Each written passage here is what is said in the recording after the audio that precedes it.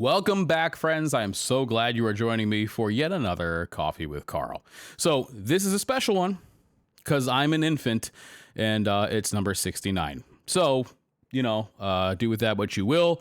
A lot of great jokes you can make. I just feel like they've all been done ad nauseum, but still, it's one of those numbers that when it pops up, a little part of me goes, nice.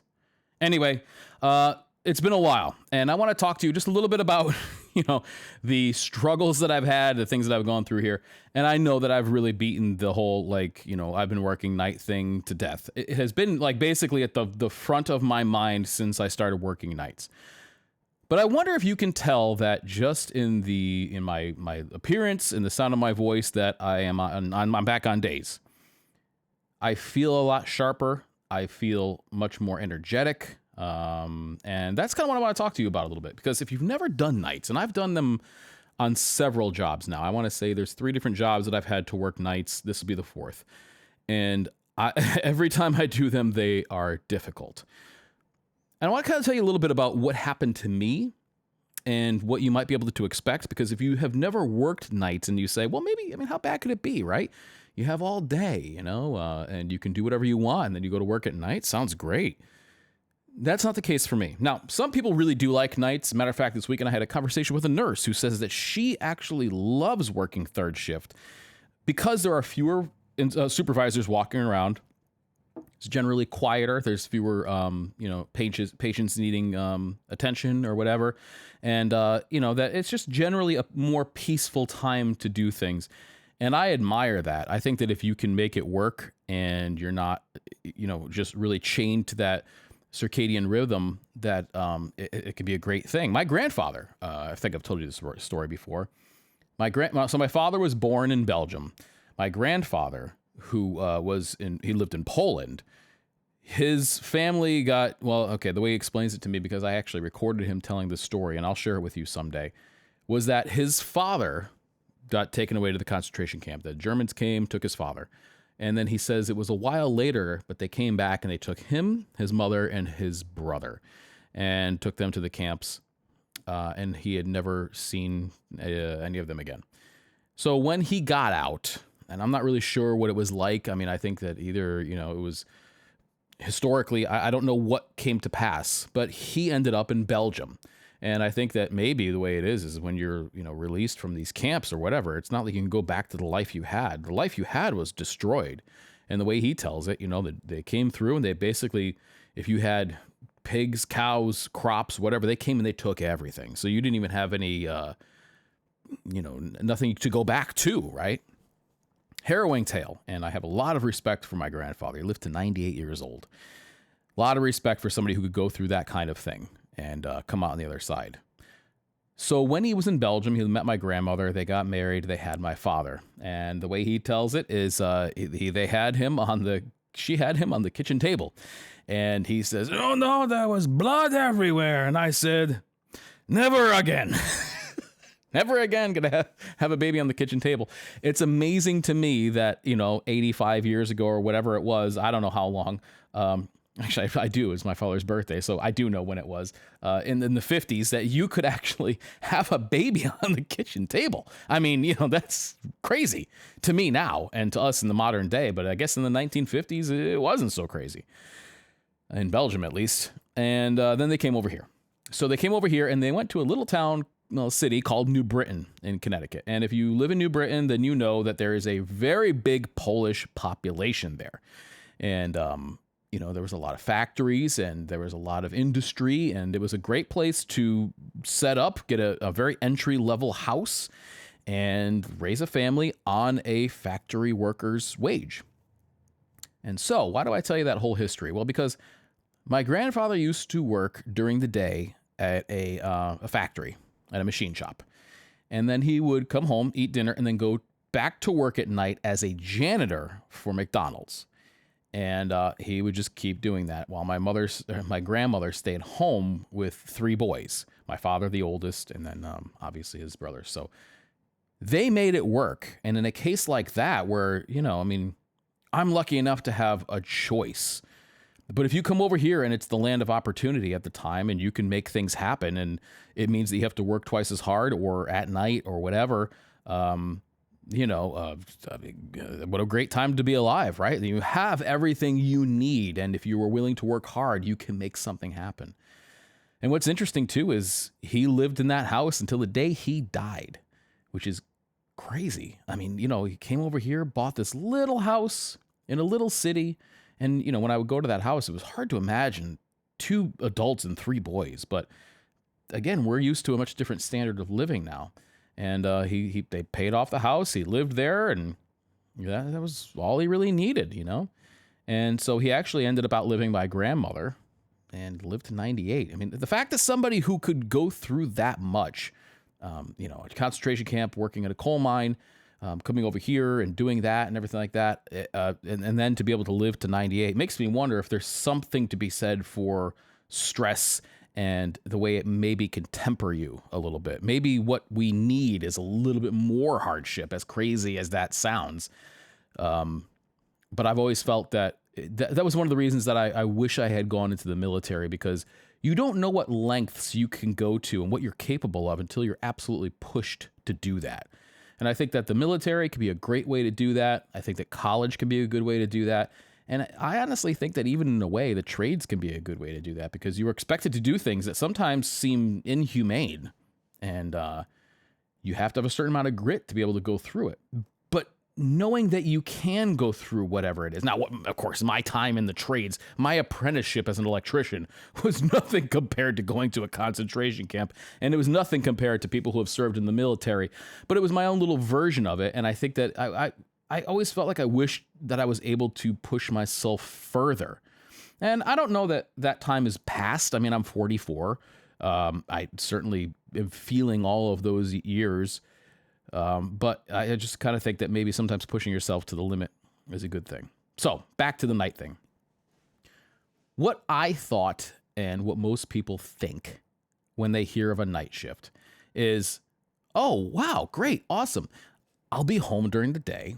I can get some things done. I'll go to work at night. I'll come back. I'll take a little nap, and then I'll wake up and I'll have all day to do everything, right? I thought the same thing.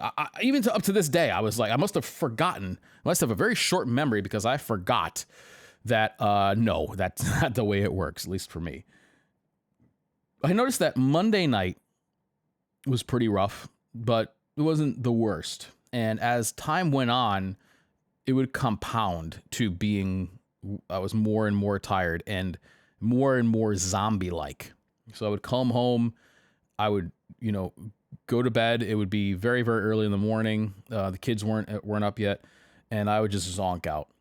Now, I want to see my kids, I want to spend time with them. They are the people who I live for. And I didn't want to miss any of that. So I'd hear them get up, and I would want to go downstairs, and I would get up and I go down there and eat breakfast with them and then take them to school. And, it was great, but I'd come back and I was somewhere between asleep and awake. Like, I was awake and I was able to operate, but like I didn't feel like doing anything. And, exercising is a big part of my life. I had been on a pretty strict diet plan for the last few months. And I dropped like 10, 15 pounds. I was feeling pretty good about myself. And man, I got to tell you that after that time of working at night, it just fell off, because, if you've never done it before, I've been doing it for a while, so I kind of know what I have to do.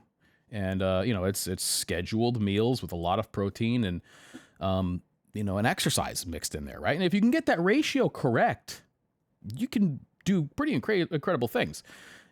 And so that fell off, because when I was getting up and I was going to bed and when I'd be awake at night, it wasn't working out with the schedule. That's based on 8 hours of sleep, plus the time that you need to recover from exercise.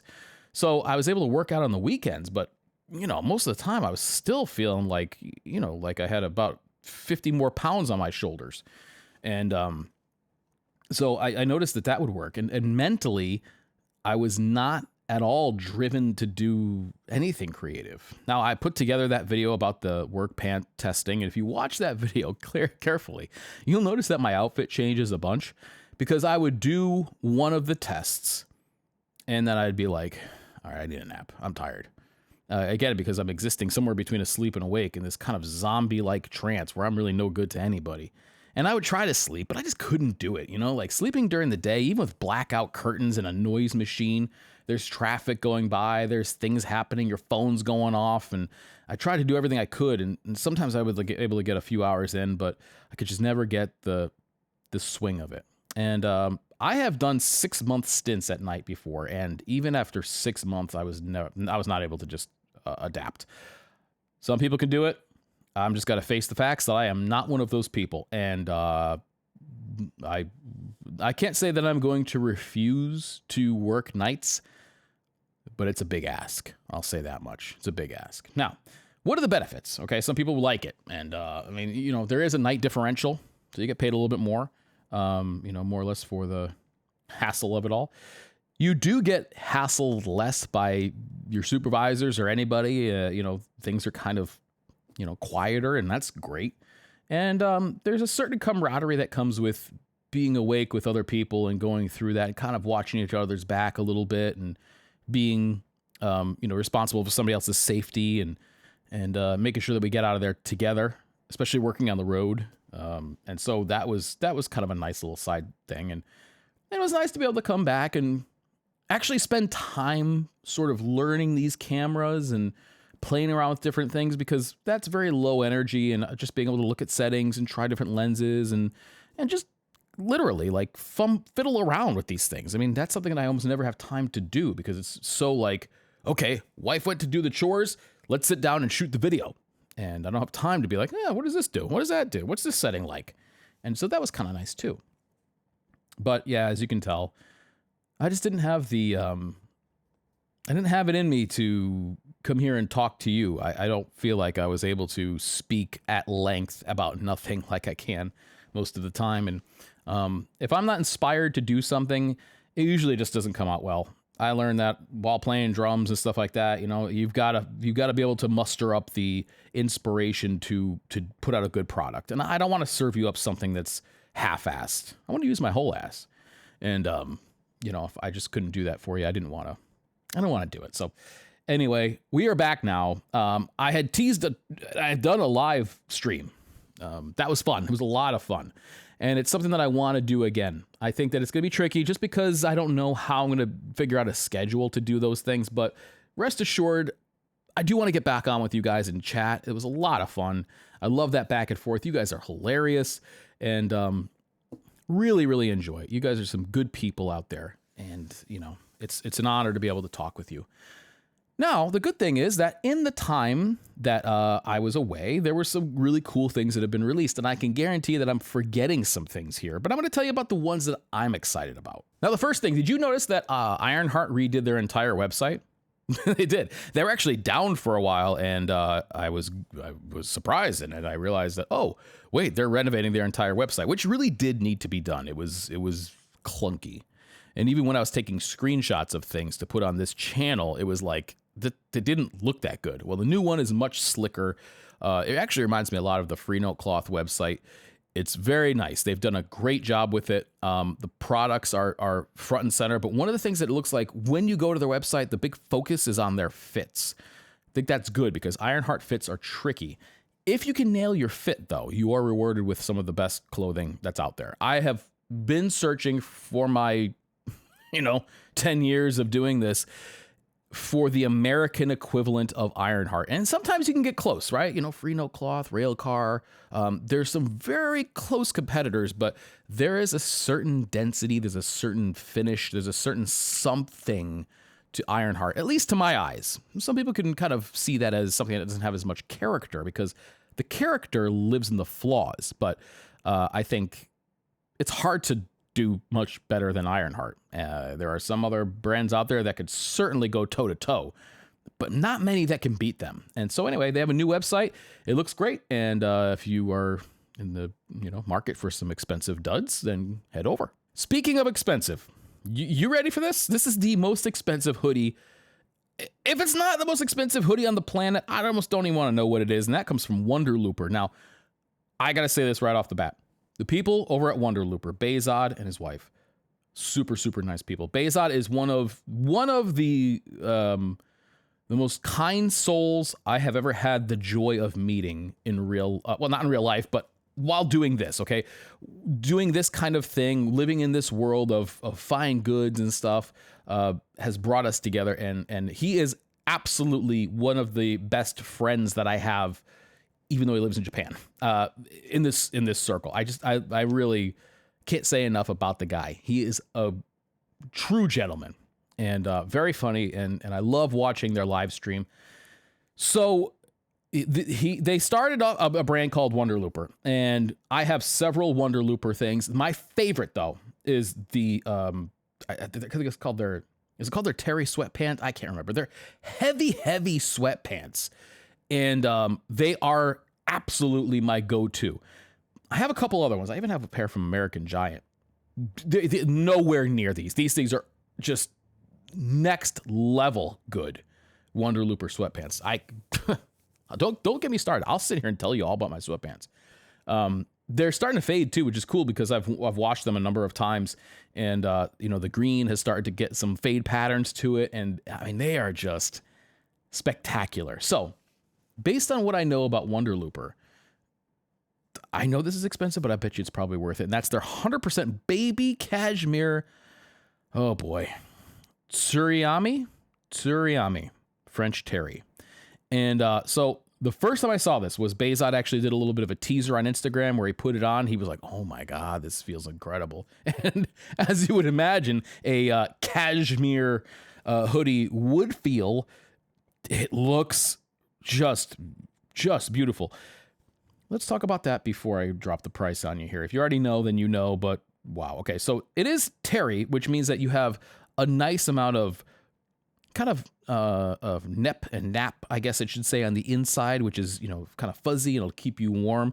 The outer shell of it is a little bit more hard-faced, but when you look at it, it has some really beautiful texture. Now, I mean, just imagine your regular Champion gray sweatshirt turned up to 11, and that's what you have here. It looks like it's assembled beautifully. Again, the texture and the variation in that fabric looks incredible. And let's see if I could find the thing. So it's a pre-order, of course, because it's so expensive. The delivery will be sometime in November 2025, which would be perfect for that colder weather. And let's talk a little bit about this material, because that's the thing, right? So it says, our baby cashmere Tsuriyami French terry is made from 100% baby cashmere, the rarest and most luxurious grade of cashmere, sourced exclusively from baby goats under 1 year old in Mongolia. Each goat is gently combed only once during its first year, yielding just 30 grams of the softest fibers nature can offer. Compared to traditional cashmere, baby cashmere is noticeably finer, softer, and more delicate, making it exceptionally comfortable against the skin.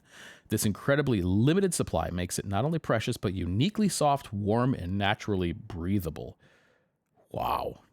So it's 15 ounce.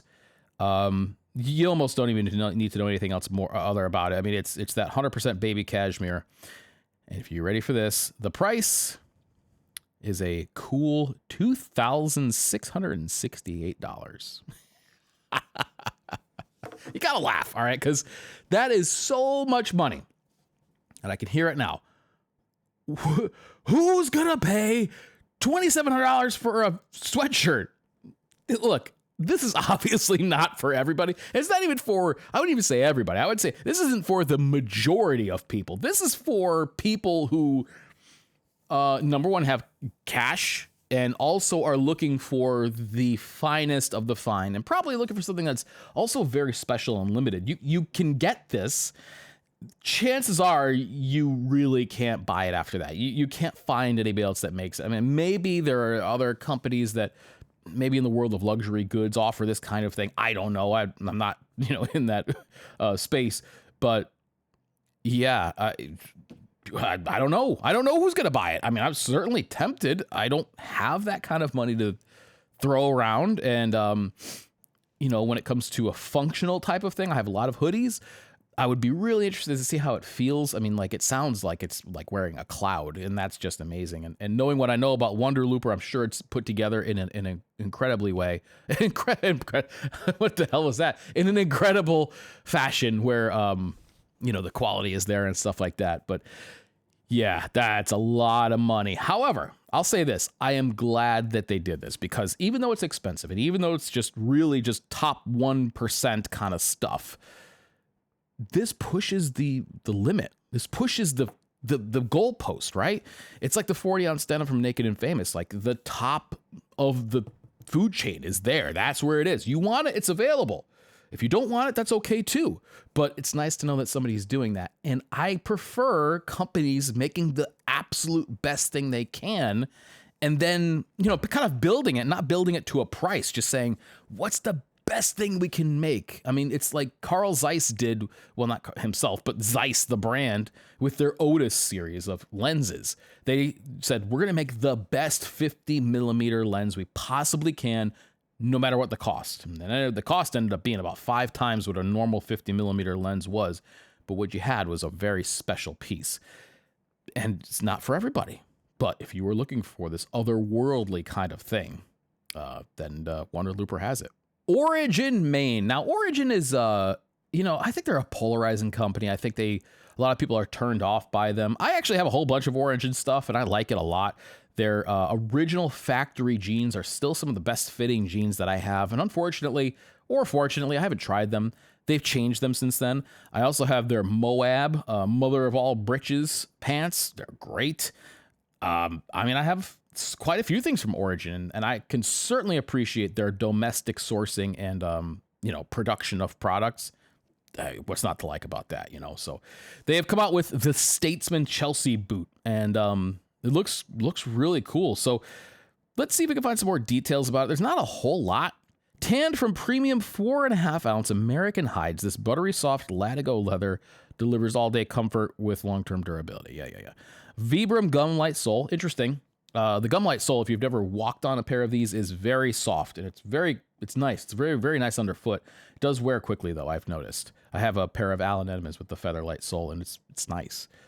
And Gore elastic webbing. So that's, obviously the elasticized section down the side there. So that's pretty cool. And they say there's a break-in period required, as there is with almost anything, right? It's a good looking boot. I will say this, Nyx has a Chelsea boot, and I just really feel like they missed the mark on that one. I like a lot of Nyx designs, but I'm going to call it as I see it. And I think that one with the kind of like notch, it's like this squared off elasticized thing. It's just not for me. I like something with a little bit more style to it, Thursday did this as well with their original Duke. It was a very like square kind of thing. And, but then they came out with, what was it? The other one after that? I can't remember what it was called, but, they kind of like streamlined it a little bit. It looks good. It has a little more style to it. This is a nice kind of combination of the two. It still looks utilitarian. So, it's kind of manly and dressed up, but it also has a nice little swoop in the front there. I like the variation that they have here, especially in the one that they show in this lighter brown. I mean, it looks really, really nice. And I would imagine that these are going to patina very nicely. Goodyear welted. That's nice. Made in the USA. And the price is $288. That's a lot of boot for that money. If you look at the competitors, right? Red Wing, I'm thinking of other USA made boots that are under $300 that are offering this kind of stuff. It's a pretty short list. And, so if this fits you well, it's probably going to be really good. Now, I can't wear Chelsea boots. I've just finally, just accepted that fact. The top of my foot, which is called your instep, I have a tall foot. I also have a fat foot. I have a very voluminous foot. And it ends up pushing against the top of that. And every time I wear a Chelsea boot, it feels like it's pushing down on that ridge, the crest of your foot. And it ends up putting my foot like basically like pins and needles, like goes to sleep. It's terrible. And so I don't wear Chelsea boots anymore. But if you do, a lot of people like them. These could be great. They look really, really good. Big Idea Design. I love Big Idea Design. I actually have their, I think it's called their Baseline bolt action pen. And I have a couple of their other ones that's a little more high end, but that Baseline one, which is supposed to be their entry level, is the one I keep going back to. It's the one that's on my desk right now, and I use it all the time. And the first time I ever bought anything from Big Idea Design was they had this pen which would take something like over 500 different types of refills, and it's basically like you screw down on the tip and it'll sort of grab anything that you put into it. And it was titanium, and it was just a cool idea. And I loved it. And since then, I've been a kind of a geek for big idea design. And they have come out with their metallic Purple Cerakote series here, which is a limited release, but they have a couple pieces in it. They have their slide TPC or something like that. It's basically like I've put it on my EDC list for quite some time now. It's basically like a little tiny razor knife, but it has all these different features to it. I mean, it's the best minimalist tool that I've ever carried. It disappears into your pocket. It has replaceable blades. It has a screwdriver on the back. I mean, you could even put a thing in there that basically turns it into like a fork. It has a little bit holder. I mean, it's magnetic. It's awesome. And it looks great in purple. What's wrong with purple? And it looks like they also have a couple of pens as well. I don't know if this is their baseline pen. It might be. And then they have like one of their pushy ones. It's a pushy pen. I love it. I think it looks really, really cool. It's a neat color. I mean, this isn't going to be for everybody, but I like it because they've always gone with like, raw titanium or silver or brass or something like that. And just see somebody do something a little bit different, I applaud it. And I love these. I got to tell you, man, these slide things are freaking awesome. So I don't know about you, but I get the Huckberry email thing, right? Comes through. And, there's a lot on there that I go, no, thank you. But I read through them anyway, and I look and whatever, and every now and then they get something that looks like, oof, that looks pretty nice. And I don't know what it was about this one, but I saw it and I was like, that actually looks really good. This is for Flint and Tinder. This is their short sleeve stretch cotton shirt, $68, and particularly in this chambray stripe. So it's stretch, it's short sleeve. But something about this stripe pattern, right? Now, this stripe from afar almost looks like a off-white shirt with maybe a gray stripe. But once you zoom in a little bit, what you actually see is that it's a white shirt with like a off-white, then a gray, and then like a maroon stripe, or maybe it's brown. It's hard to tell here, but looks really cool. And, it's hard for me to find, I'm sure for you too, it's hard to find cool stuff to wear in the summertime. This looks like it could be pretty good, especially if it's a little bit of stretch. It looks like it's a classic fit, so you may have a little bit more room, which really helps with like airflow and stuff like that. If it's really close to your body, sometimes it feels very tight and restrictive, but something with a little bit more, billowiness to it feels almost like air conditioning. Now, the other thing I'd be kind of worried about is it looks like these sleeves are a little bit narrow, but it might be okay. And that price isn't half bad either. So, I'm always on the lookout for good stuff to wear in the warmer weather, and this looks like it might be it. So, I don't know. My interest was piqued. Now, I don't know. I don't know if I'm having a weird feeling towards Huckberry and Flint and Tinder or what, but it just feels like they aren't what they used to be. And I don't know if that's for better or worse, right? Like, I mean, Flint and Tinder used to be American-made basics, which are very affordable. But then it became like, not always American-made stuff, and sometimes basics, and also very expensive and weird little releases like we've discussed before that kind of don't make a whole lot of sense. Not really sure what's happening over there at Huckberry. I don't really talk to them, so I don't know, but it just feels like they may be losing a little bit of grasp on what made them so great to begin with. But let me know if I'm off base. It certainly could be. All right, Jim Green is coming out with a mock toe. Well, actually, two different mock toes. And I'm going to come clean to you because if you were part of the patron-only segment, then you knew this a while back, but I actually have an early version of those. Gareth sent me a pair probably late 2024, early 2025. It was a prototype to try out and kind of share my thoughts with and give them a try. And they were the workhorse version. And I've been wearing them a lot since then. I'm going to do a full review, so I don't really want to go too into depth here, but what Jim Green is offering with this boot feels damn close to my Russell moccasins. And for the price that Jim Green is going to be charging, that's a bargain. Now, they're not the same, okay? Russell Moccasin has their patented way of stitching everything, and they're waterproof, and they have all that legendary history behind them and everything like that. But some people don't really care about that, and all they really want is kind of the result. And these will do it for you. These are some of the easiest wearing boots I've ever worn. When you put them on, there really is no break-in, which is kind of like the moccasin type of thing. It's very soft. And they're also, I believe, zero drop. So, your foot is flat rather than having a heel to it. They're great. Very, very comfortable.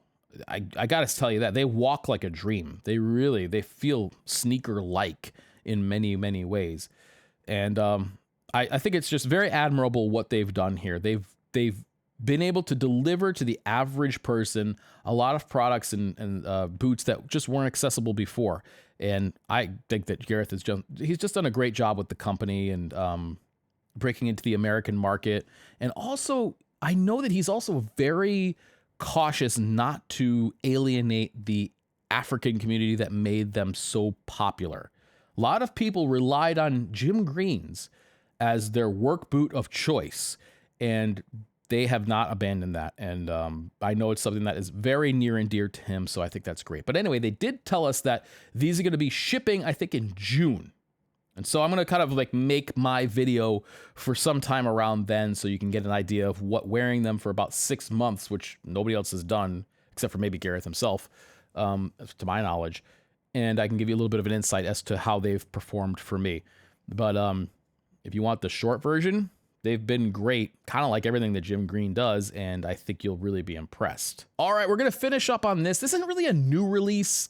I mean, Brave Star has had their Sumo hoodie for a while now, and people have asked me time and time again to compare it to this, to compare it to that, but this is their Sumo XH pullover hoodie. One of the things I've always loved about Brave Star is that their stuff is really reasonably priced for what it is.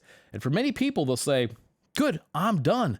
That's as far as I want to go. And you could do that very easily with Brave Star because they have some great stuff, which is like, you can't knock any holes in it. And it's very affordable. So it's like, why would I want to spend $200 or $300 more for something that is marginally better? Brave Star has always been extremely high value. So this Sumo XH pullover hoodie, so this is, let's see what we got here. So this says this pullover nods to the original 1930s hooded sweatshirt silhouette, first made for blue-collar crews grinding through long shifts in the elements. We've modernized the fit, refined the details, and kept it rugged where it counts. No frills, just heavy-duty, old-school character and real-deal durability. Now, the big thing with this, obviously called the Sumo, right? This is 500-plus GSM cotton fleece, which is, obviously very heavy. Single-needle top stitch, brushed into the inside for superior comfort. Pre-washed, 100% ring-spun cotton fleece, double-lined hood.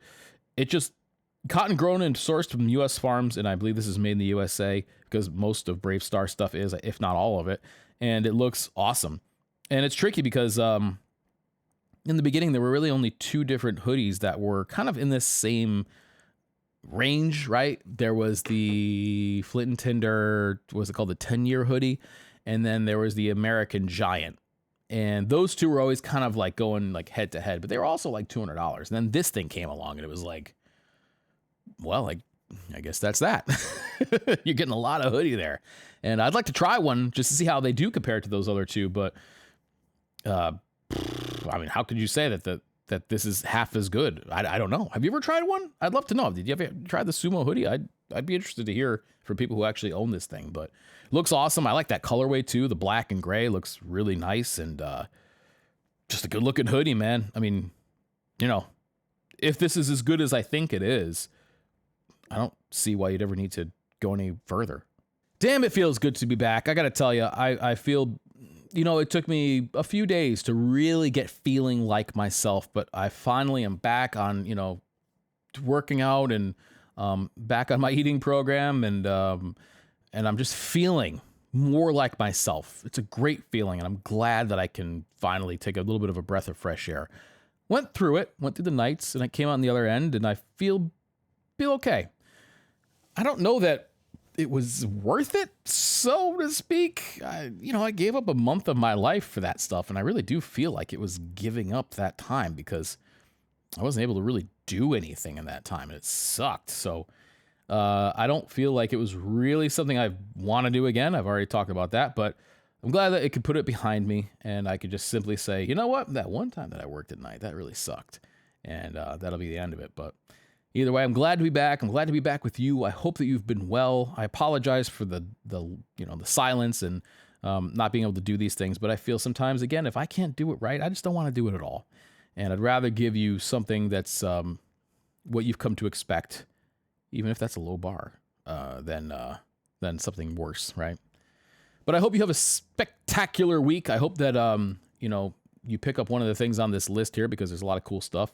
That Sumo hoodie especially. And looking forward to things that are coming down the pike. It's tricky because we're in spring, we're heading into summer, and it's a wonderful, exciting time. But since I've started doing the YouTube thing, that's also the time that views are always lowest. And I put out a video and it just does about half as well as it would if it was October, and that could be sometimes a little bit demotivating. But now that I've done it for some time, I just simply say, okay, well, maybe this is the time to sort of lean back and just experiment, try to do some things. The stakes aren't as high. Take a little bit longer to put a video out so I could put it together in a way that I want to. That kind of thing, right? Like, what would you do if you were able to sort of take advantage of the downtime, a time where it's just like the views and the interaction inherently kind of lulls? It's not a bad time to try something new, or to, reach outside your comfort zone, or even take some time off. We're going to go to the patrons only segment right now. But for the rest of you, have a great week.